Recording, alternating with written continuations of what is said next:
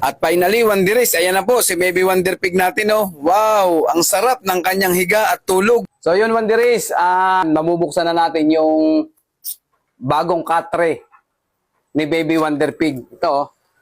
Ang bigat. So medyo maganda na yung kwarto ni Baby Wonder. Kaya siguro pwede na nating ilatag itong katre ni Baby Wonder. Ito nga pala si Baby Wonder, oh. At the same time, si Wonder ay malaki na. Ayan, nataba na naman. Malusog, malakas. Yung sugat niya, Wanderis, ang liit na. Kadidila ni Araw, ni Siklab. Sinlaki na lang ng munggo yung butas. Sana naman tuloy-tuloy na yung paggaling nito. Ayan, so, cute, oh. Galing, oh. So, tara, Wanderis. Ilatag na natin to. At saka ito nga pala, may isa pang katre. Kukunin ko lang. Oh. Diba? So, saktong-sakto, Wanderis, so pwede kaya din ako. So, saktong-sakto to kay Araw ni Siklab. Pero ito ay pinadala din kasama nung katre ni Baby Wonder. So, ito si Baby Wonder.